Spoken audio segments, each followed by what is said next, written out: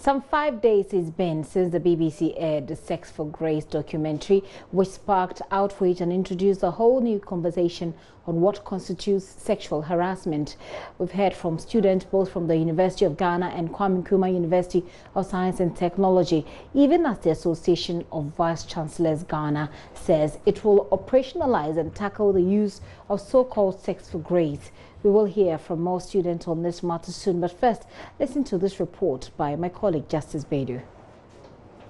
Professor Ebenezer Owusu looks calm and collected. His mood seems opposite to the current situation of the institution he leads, the University of Ghana. It's so bad that we think our image is impacted. He has just stepped out of a meeting of dons of universities in Ghana, which he's chairing, to talk to me about what he would do to check the issue of so-called sex for grades captured in this week's expose by British broadcaster the BBC. So we need to go back and redeem our image. It's had such a negative impact on us as a university, as a nation, and all the universities of Ghana. So only University of Ghana, the universities of Ghana. Yes, so it's not as if we are not doing anything. We are. And you know the chairs of the sexual and harassment committees, they've all been very, very tough women of integrity. And so I have no doubt that they're doing a good job, not for University of Ghana alone, but for the nation. This is supposed to be one of the ordinary meetings that vice chancellors in Ghana would usually have every quarter of the year. But this particular one, coming in a week when the foundations of the nation's premier university has been shaken to the core by this Sex for Grades documentary, could not be business as usual. Back at the University of Ghana, the school at the center of the scandal, students go about their day-to-day activities. Many would not speak to our cameras, but the few who muster the courage to say the university should do more to protect victims. I think they can create some counseling committees that will help the girls who get sexually harassed, so they go there for help, so they'll be free from their trauma. Because it is not only female that they harass sexually, men are equally involved, or men are equally harassed. So it is open to every member of the community. If you are being, or if you are engaged, or somebody has done that to you, you can come and report, and they will do further investigation into it. So for that issue, the university had a long time, and I know they have dealt with similar issues over and over and over. Yes, people claim they are threatened by those abusing them. So it's kind of, being blackmailed and threatened is a scary something. So I don't think anyone would like to speak up when you're scared. These are difficult times for this school. 2 of its staff involved in the film have already been asked to go home. But for the thousands of students who continue to study here, it seems university administrators have more to do in restoring confidence and save its credibility that is now on the line. Justice Bedu, JoyNews, Accra. So we expand the conversation to cover the second cycle institutions. We have the experts coming into the studio to help us do that. But if you are a parent, relative, or simply concerned about this happening in our secondary and basic schools, do get in touch with us on our WhatsApp number 050-564-6330. That's 050-564-6330. You can also drop us a comment on our Facebook platform and on Twitter as well. Well, let's start that conversation from the schools. Nanaya PSA has been interacting with some students at the Accra Senior High School. I'm here at the Accra High School, where the topic today is sexual harassment. How far is too far? And really, do our senior high school students know enough about this trend? Here with me are 2 gentlemen who are students of the school here. Welcome, gentlemen. Do we know what sexual harassment is? I would say sexual harassment is an abuse of one's right through maybe sexual means or any other means. What exactly does that mean? Abuse of one right, how? maybe infringing on one's rights, that is not legal without the consent of the person. Yeah. So if I steal from you, I've sexually abused you? No, that's why I said through other means. So it means sexual side is there and other means are also there. Other means as? Other means as maybe beating someone. I want to describe sexual harassment as harassing a girl or trying to touch any uncomfortable parts in order to get something from her. With the boys, we call feelings. Let's say I'm standing on the balcony, I see a girl, I call her. When I want to send her, I don't really want to send her, but I want to just hold her and touch her. So I just grab her arms and I'll be talking to her, pressing her arms, trying to lure her, and then just any unnecessary issue, I try to hold the girl. So based on your studies here and being students of senior high schools and not having friends from other places, would you say Ghanaian senior high school students know about sexual harassment? Yeah. You know what it is? Okay. I don't know if you agree. No, I don't. I'm not really in favor of that. But you see, the thing is, most of us know. Others don't know, but the ones that know are ignorant. Still here at Accra High School, it's now the time of the ladies to picking on the idea of sexual harassment. How far really is too far? I understand that sexual harassment is maybe when a girl or a boy is sexually abused without his or her permission. Yeah, to my understanding. And by sexual abuse, you mean? I mean, like either exposure by someone, exposure of the genital by someone. Maybe, let's say, for example, a child, then an adult will expose his or her genital area to her. It's a form of sexual harassment. Okay, very interesting views there. Madam, sexual harassment, would you say most of senior high school students know what it is? Yes. And what is sexual harassment? I think sexual, okay, well, we've been taught. And then sexual harassment is touching either a male or female touching a child or an adult in a bad manner. And what exactly does bad manner mean here? Okay, like touching the person's private parts. Yes. So can someone pass a comment about you that sexually harasses you? Yes. Okay, but that's not that has nothing to do with touching, does it? It is. Okay, well, I shouldn't say touching though, but it should be either verbal or physical. Yeah. And most of the time when people talk about sexual harassment, it seems to be a concept far off. Is there a realistic thing that's happening within our senior high schools? It is. It is, because I'm a victim. Okay, so I was from Takrady. I was from Accra going to Takrady. So it was late. It was actually late. That's at 10, 11. I was around Mankesim there. So I was tired. So the seat right in front of me, I had to lean my head on it. And there was a man sitting right beside me. I suspected the man to be a bad person, but then I had no option than to just sit by him. So I felt something on my thigh. I felt something ticklish on my thigh. So I felt like, oh. So I woke up and I'm like, and he stood very serious, very innocent. So I didn't even think it was something he could be the person. So I felt very uncomfortable, honestly. So Apologies for that break in there, but you get the import of the message. She's sharing her experience on a public transport, and this happens quite a lot elsewhere as well. Well, the matter appears to be bigger than earlier thought. Some second cycle teachers have also been sharing their experiences for JoyNews.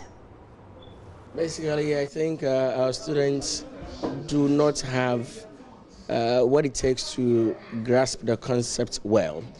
Because, yes, when they hear sexual harassment, they are mostly focused, or their minds are pinned on intercourse, what have you. They think about sex. That is what they basically, basically comes to their minds when they hear issues of sexual harassment. I think, on a whole, more education would have to go into what really concerns sexual harassment. Yeah. But what is it? I believe it goes beyond one having sex with somebody, how students and the relationship, let me put it that way, the relationship that's normally exists between the opposite sex and how these relationships are carried. Let me put it that way. I could meet somebody, shake somebody, the person could feel harassed. I could walk to a student, probably give a student a pat at the back, and the person may feel harassed. But like I said earlier, I believe they have not gotten to a point where they are able to see these pointers as harassment. So yes, probably a teacher may try, not saying the school, a teacher may try to, look up to a girl in a way, and the girl may not necessarily understand it from that perspective. But for all you know, the teacher could be hitting on the students. So would you say we students here in senior high schools need more education on sexual harassment? And how exactly should we go about this as a country? If you have any recommendations? I think they do, because yes, we've had situations where some teachers among ourselves, we do talk among ourselves, and we bring us some of these pointers. Okay, you go to a class, probably how a student is behaving towards you. You may not be too comfortable.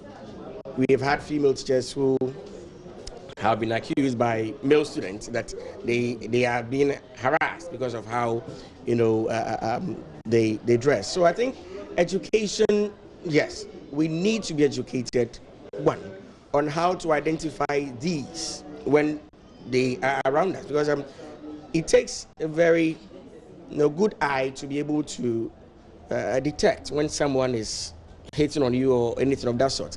So I believe education has not really been good in relation to this subject matter, and our culture to frowns on talking about certain things.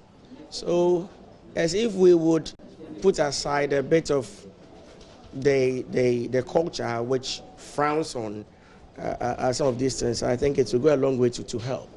I'm a female, and I've had such experiences before. You can have teachers who would ask you to do things which you find inappropriate. Okay, and also some teachers, let's say, get your phone numbers or your direct contact to ask you for visits, or even when we are in the school setting, some call you into their offices, and how they talk to you or how they touch you, it's inappropriate. So sexual harassment happens in school. It's going on, and I think it's in the senior high schools and even in the tertiary schools. So I've had an experience before where a science teacher of mine one day called me in the science laboratory and was talking to me, asking me questions, which then led to him telling me to come closer to him. And I am a student, so I felt he's superior over me, so I need to obey him. And then I got close, and he started touching me inappropriately. Yes. Also, I've had a lot of experiences. I think a math teacher of mine also sometime told me to be visiting him in his house constantly. And I think a lot of girls have, or a lot of female students have experienced this, but then are afraid to come out or to even tell somebody. Because when you come out, they would question you, are you sure? Or even sometimes these students harbor fear that the teacher or other teachers would hate me or they would fail me because when I come out to say this, they wouldn't believe me, and they constantly live in fear. So for me, for instance, I never told anyone, and it happens. So right now, I think what we need to do is to sensitize these students more and to help them speak up when they are harassed sexually, or when they find signals, when they find a red flag that this teacher is touching me or talking to me or calling me, and you think it's inappropriate, you need to let someone know, and they should be taught not to fear and to share their experiences so that the society will become better for all of us. Yes. And very sorry for your previous experiences, but in teaching them, how do you recommend? You've been a teacher, so would you place our model in our SHS education system so that in the future sexual harassment will be reduced in the country, particularly for senior high schools? Okay, first of all, I think we need to let them know that it's something that isn't right. Yes, and they shouldn't be afraid to talk. They shouldn't be shameful if they go through such experiences, because it happens. And if you are not lucky and something like this occurs to you, you shouldn't feel you are unfortunate, or the world is you are not. The world isn't good for you. You need to come out and then tell someone. There are other teachers who you can get close to and tell them. So it starts from somewhere. Okay, so you need to tell your story for others to also learn, because some of us didn't say anything and others are still suffering because we didn't open up. So when we open up, then the younger generation can also talk, and they can open up and speak up. But how? Well, the issue has also been the focus of a conversation that Efwa Evans Chinwe had with experts discussing Oxfam's research report titled "The Power of Education to Fight Inequality in Accra." I have with me here educationist Anis Hafar, Dr. Adokwe Tego with ISER, right? And then your name? Unesa. Unesa. You're a student, right? Yes, sir. Okay, so we're going to talk about sexual abuse and sexual harassment in schools, in basic schools and secondary schools, where girls especially are not empowered to speak about it. Anis Hafar, yes, do you have any experiences to share with us? I'm glad there's this conversation about how we protect young girls. This has been very, very important to me, also for very personal and selfish reasons. I have 3 daughters. But what I'm saying is this: we are being a bit hypocritical in society in terms of how we get young girls to begin to understand who they are, to begin to understand when people are infringing on their privacy, to begin to understand how they even take care of their hygiene. This is something that has to be done as soon as we can, for young people to begin to understand that they are not there to be abused. And when you talk about abuse of children, I'm talking about abuse of children by the parents that they live with. It can be I'm talking about girls now. It can be a stepfather, it can be a father, it can be an uncle. They are right there in the houses where they live. That's one. And also our teachers too. I've gone to places where the first thing that I'm supposed to do, even though I'm there to talk about instructional strategies, is to try to get teachers to keep away from the girls that they are teaching. This is very important. Now, the point I want to raise is this. In the School of Education, one of the first things that you have to begin to understand is that your responsibility is to raise the girls properly. And this harassment is not part of it. And also for us to understand that girls tend to be naturally attracted to men because part of their development. But the sensible thing for us to do is that this is just a passing fancy for them. We are not supposed to take advantage of them. That's one. So we talk about parents, the families, and teachers. And then we want to look at a bigger society too. In terms of the disgrace, female genital mutilation, nobody's talking about that. In terms of the trochosis system, whatever they call it, in terms of child marriages, this should be on the front burner of every school in this country because we are becoming hypocritical. Because growing up, what mothers themselves would do, and grandmothers too, is select these 11, 12-year-olds to the chiefs and to the Odikro. These are different. This is the 21st century, and these are key issues that have to be addressed every day so that children know when they are being infringed upon. And then there has to be a mechanism where they report people who are infringing on their privacy. These are the things that are not negotiable in this country. This is the 21st century. Right, right. Dr. Hafa, I'll come back to you to get your suggestions on how we can improve upon this. But Dr. Adukwetego, what do you have to say about this?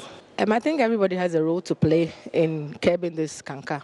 And usually we want to identify the facts that the roles that have to be played in this situation are not balanced.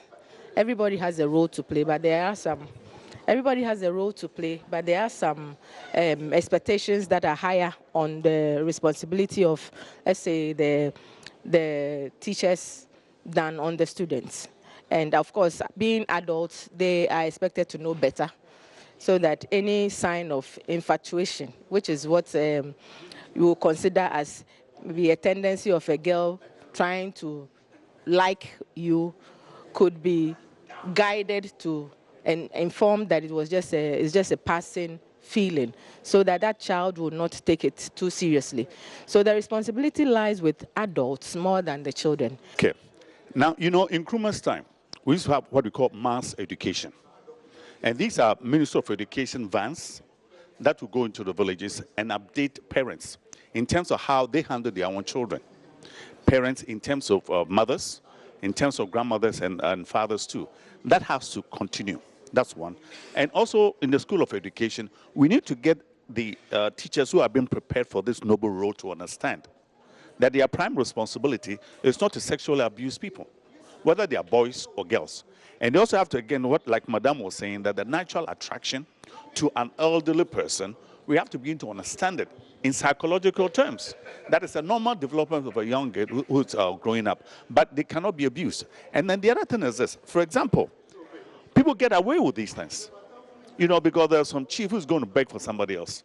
These are crimes, and we have to begin to see them as such.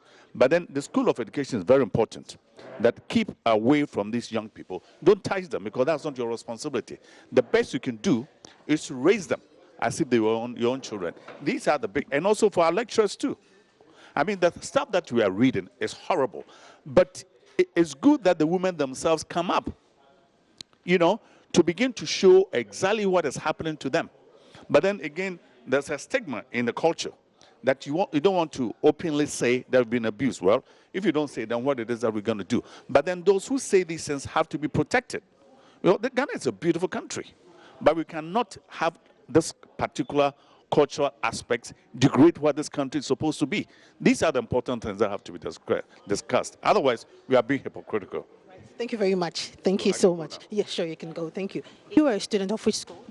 CCOD, College for Community Organizational Development. Right. Do you have any experiences to share with us when it comes to sexual harassment or sexual abuse in basic and secondary schools?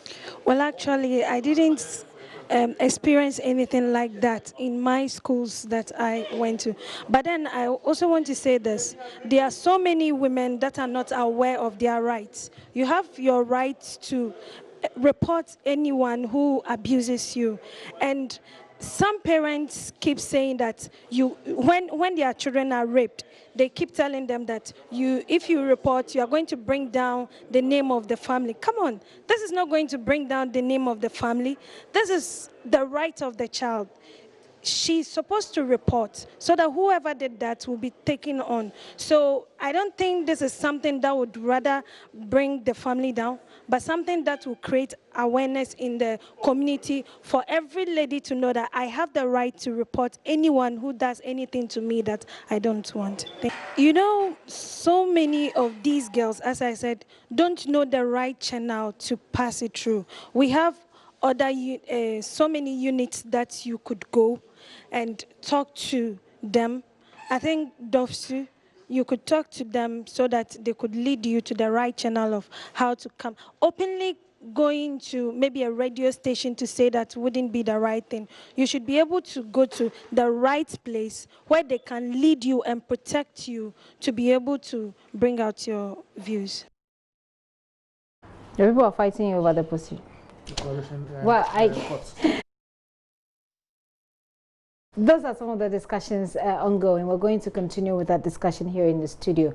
I have here with me Kofi Asare. Kofi Asare is with the Africa Education Watch. Kofi Asare, you are welcome. Thank you. You know, we were just talking about the position just before we came on air. I mean, Kofi Asare has been here on the show a couple of times and under a different designation, but I'm sure that we can go into that dynamics much later. You said the matter is in court, right? So we can deal with that much later. But let's look at the substantive issue and the perspectives that we can bring on board the discussion. By the way, we've made you understand that you need to let us know your thoughts. Share them with us on the WhatsApp number that we're putting right there on your screen. Let us know what you think about sex for grades, the bigger picture, not the videos that you've seen or not the videos that are being contested, if you like, but the bigger picture. We know that this issue is real, it exists. Whether or not we're getting the evidence at the moment to prosecute the specific issue on hand, that's not the topic. The topic is, you had all these girls and boys in the senior high schools talk about their own experiences as far as sexual harassment is concerned. You've had even a teacher talk about her experience as well. So how do we deal with this as a country? Kofi, you've had them talk about all of that, but before we go on, what is your own assessment of this new video that we saw and the bigger conversation that we've had over the week about sex for grades? I think, as Mr. Haifa said, it's quite horrific to be seeing such occurrences, you know, in 2019.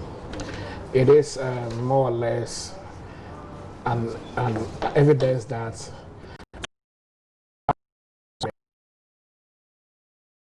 the formal education has not lived up to the expectation of building our girls' confidence level, making our girls assertive and bold in order to speak against injustice.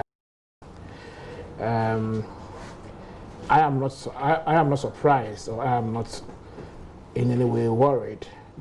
You're not worried about the fact that it happened, because we know it happens every day. I mean, but we should be worried about it. No, I am worried that it happens without the victims speaking out. The behavior always exists in society, but there are rules to check deviant behavior. Now, sexual harassment is such that without the victim reporting, without the victim speaking out and standing up against the injustice, it is difficult to take any action. And that is why I'm saying that my worry stems from the fact that our educational system has not been able to withstand a particular expectation of making our girls assertive, bold, and self-confident to defy age-old cultures and then stand up against injustices like the sexual harassment we keep, you know, experiencing. And so that is the source of my worry.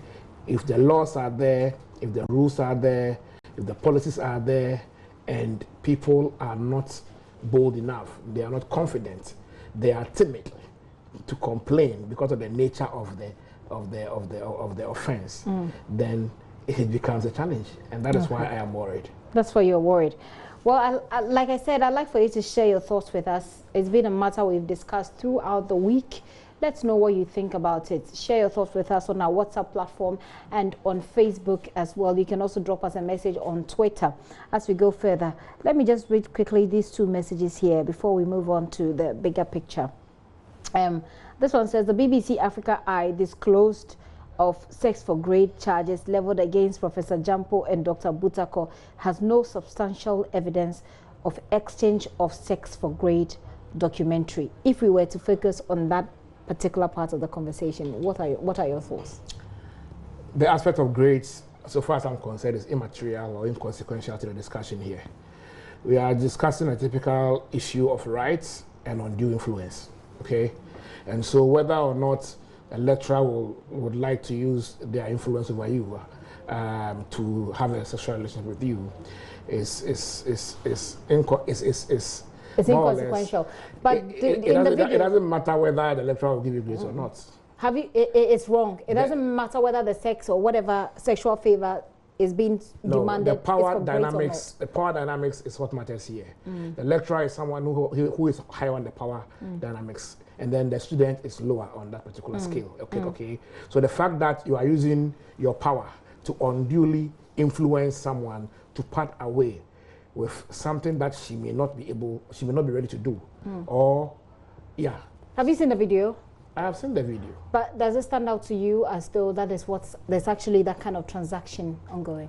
Oh yeah, I mean, in our schools at the tertiary level, it is very, very common to hear cases like ladies and lecturers engaging in amorous relationships and all that. I mean, it's like corruption, right? It's always a perception. You don't see it. You don't see a receipt for a bribe taking, but the perception is always there. And so that to the extent that the perception has always been with us on our campuses, I mean, one would be an ostrich to pretend that this is actually news. But a lecturer is free to engage in. Would you agree with that perception that a lecturer, whether or not he's older than the person, as long as the person is not a minor, is free to engage in whatever relationship he chooses with any person outside the school environment, because it also stands out in that video that the person did not introduce herself as a student, but as someone who is more like a potential mentee.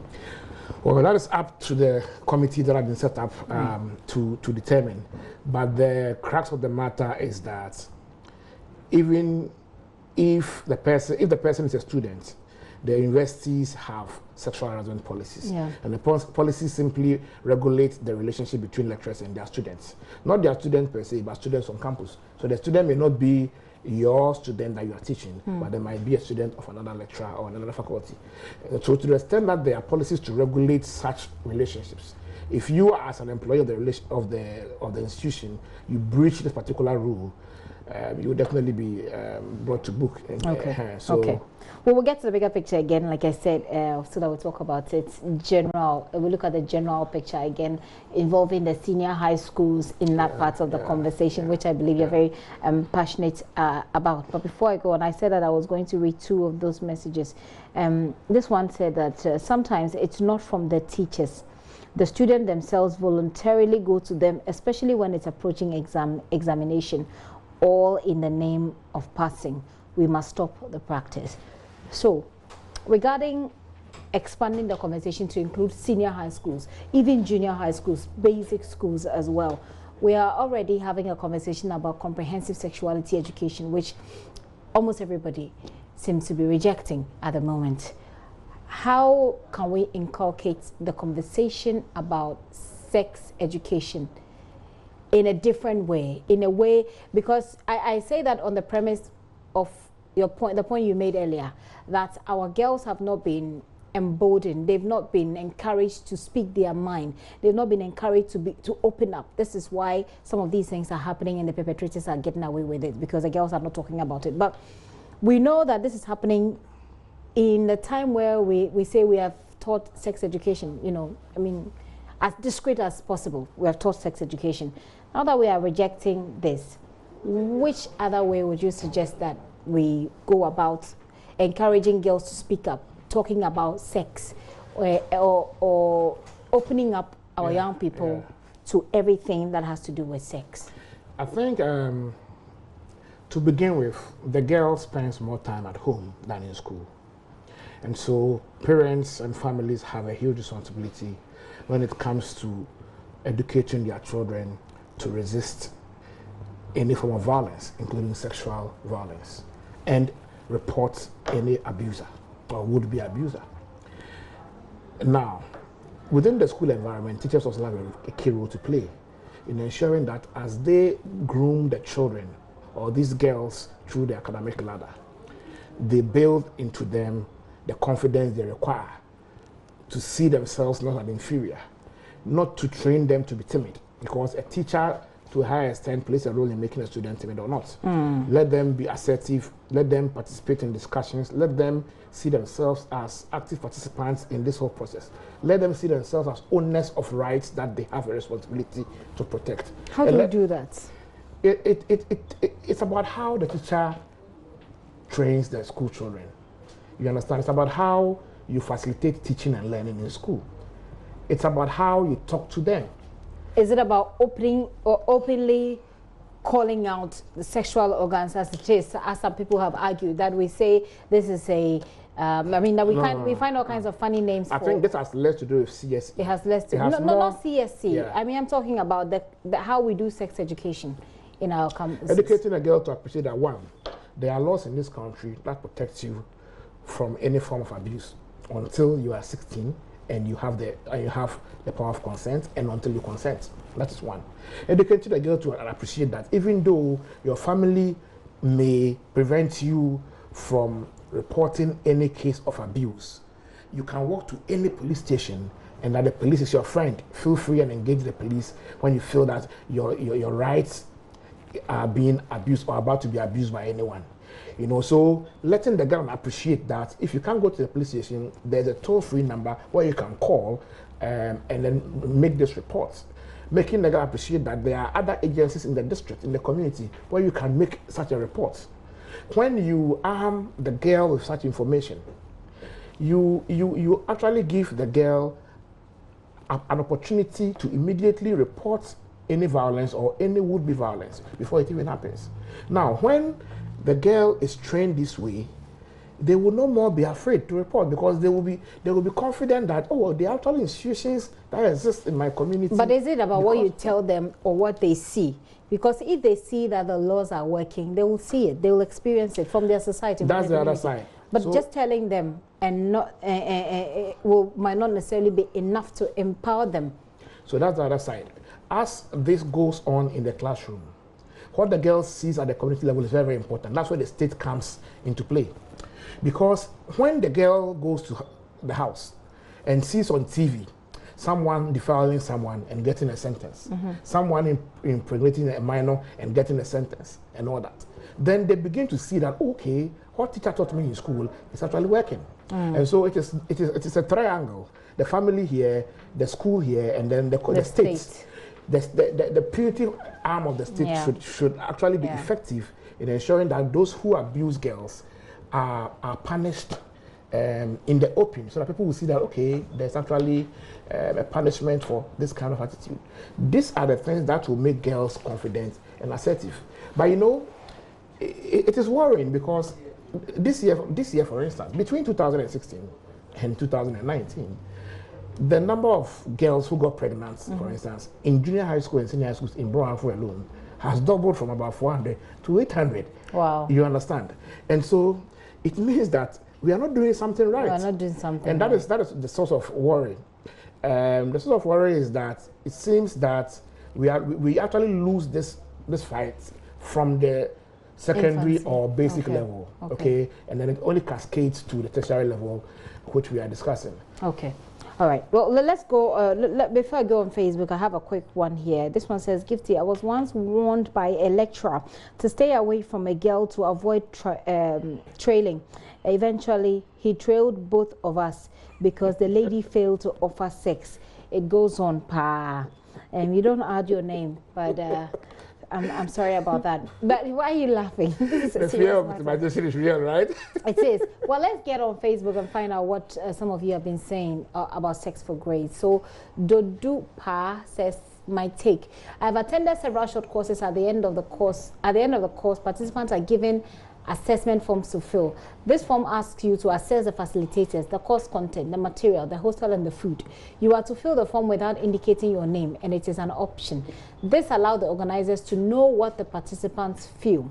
I will suggest that the anti-sexual, let's move up on that a bit.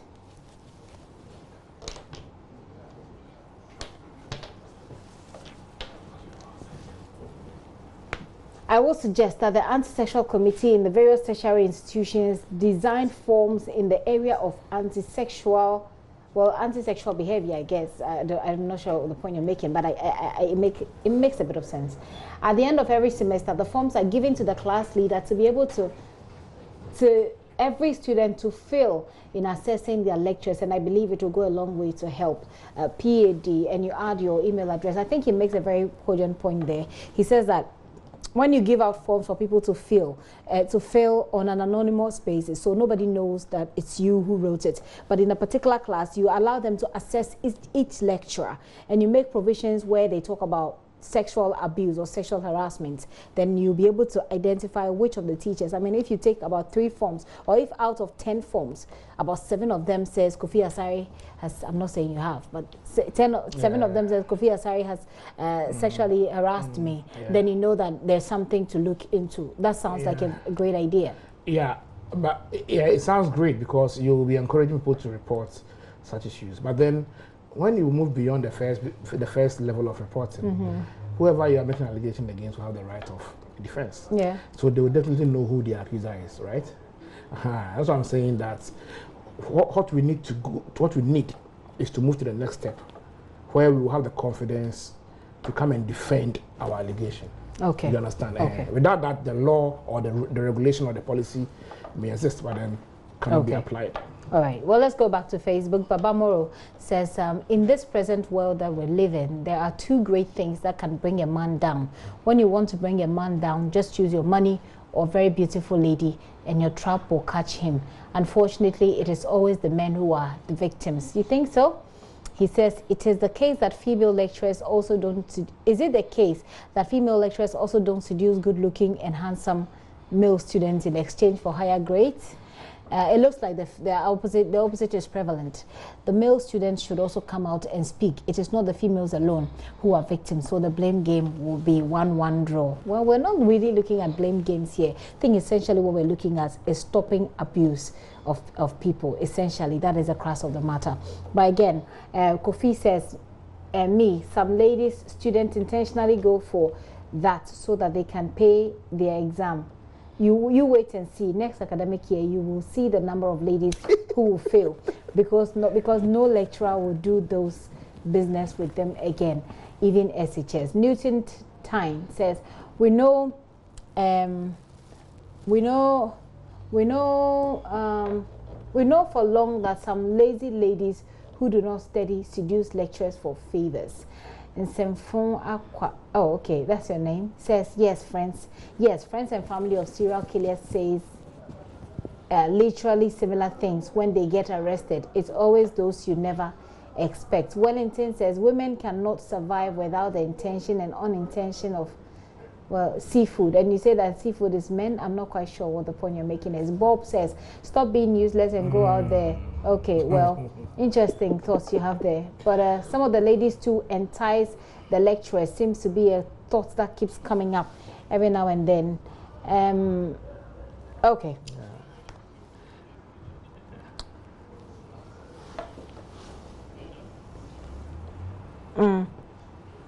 Okay, so the person who did not send the name said, I'm Nana Kwame. So Nana Kwame, thanks for sending in your message there. This one says that, Gifty, I believe the issue is worth discussing. However, we must be careful not to entertain blackmail due to hate. I agree with you. For instance, you take multimedia as an institution and the working relationship among the staff. Does that amount to sexual harassment, as some females have been referred to? As Tundra on set, I'm not quite sure. Which parts of the female body would be referred to as that? Ralph Dodo. Ralph, thanks for your message as well. But yeah, it's still a matter we're all looking at. It depends on the relationship between the people you say. In fact, I feel strongly that it's time we make certain subjects, example, religious and moral education, a compulsory subject in our schools instead of scrapping it. Ghanaian politicians who are making these necessary policies are having their children outside the country. God help our homeland, Ghana. Nelson in Koforidua. Okay. Okay, so apparently we displaced a number that's not correct. It's 054 564 6330. That's the number. So yeah, the number there is on your screen. Kofi Asare, so let's talk about... I wanted to just chip in this. I see many people commenting about ladies rather making offers. The opposite sex, yeah, right. They say some ladies also I mean... They don't just make offers, they impose themselves on lecturers. That's what they say. Yeah, but that's not, I mean, an excuse. You understand? Because you won't. I mean, if I put my phone here and then I forget, and then you steal the phone, and then you are caught and taken to the police station. So, oh, I left it there. It doesn't mean. I think that's a different scenario. I think the point that the people who say that make is, we talk about sex for grace, how lecturers or male lecturers are demanding sex from women or young females to pass them and so forth. But the other side of it is that some are saying there are also females who harass lecturers sexually. We are talking about the same thing. The regulation in the school is simply saying that this policy should regulate the relationship between a student and a lecturer. Yes. If a student seduces themselves at you, exactly, the lecturer has rights and that particular policy to report the student. So if the lecturer should know better who is teaching the child, okay, or, I mean the lady, I mean, cannot report her, then that cannot be cited as an excuse. That's the point I'm making. That's a great point. That's a great point, I think. But I wanted us to go ahead and talk about Academic City College. They've also thrown in some thoughts on the sex for grades matter. But there is the Anissa Far who talks about natural attraction to an older person. So we go to the secondary school, the senior high school. Girls are, these are young girls, budding young girls. They've got perhaps an outlook, a body that looks like an adult, but they're essentially not adults. And he's talking about the fact that there can be some sort of natural attraction towards teachers. And I guess it gets a bit tricky for the teachers. Like you're saying, they have the responsibility to, in the secondary school, for example, are you going to report the young girl, or what do you do as a teacher? So before you determine to become a teacher, you need to be fully aware that you are going to be grooming up, I mean children to become adults. And half of those you're going to teach are definitely going to be girls.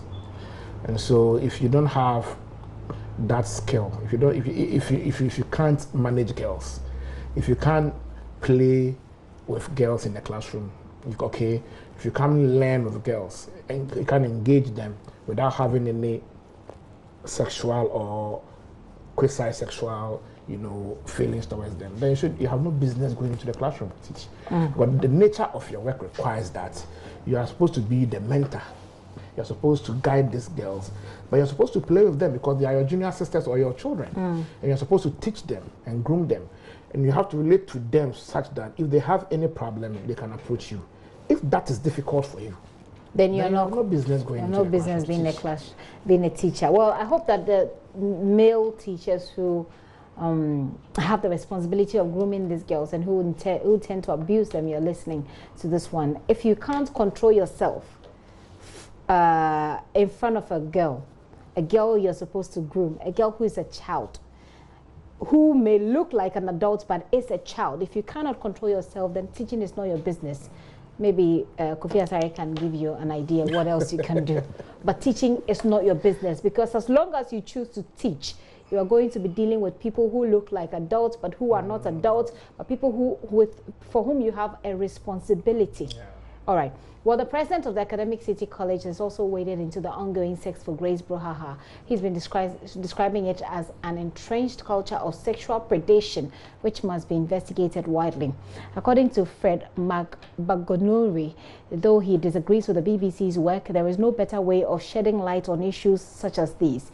He made his comment in an interview with after a matriculation program at the school. We have a sexual harassment policy. In my monthly meetings with faculty and staff, I cannot overemphasize that I am not just telling them not to do it, but they should also be watchdogs for those of us who are emphasizing that that is a no-no.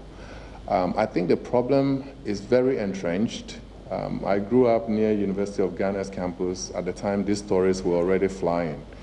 And somehow, people have been scared because of consequences to really articulate the damage that this is doing to our country. And it is not just in the tertiary educational sector, it's also in people seeking jobs. There's a culture of sexual predation that we need to look into. So that is from the Academic City College there. They saying that it's a culture of sexual predation. I'll take your final words on that, then we'll call it a wrap. a culture. Do we have a culture of sexual predation? Yeah, our culture frowns on girls reporting their abuses, especially when it's in a domestic environment. There are too many instances of uncles, fathers, senior brothers abusing girls sexually, and then families not supporting them to report.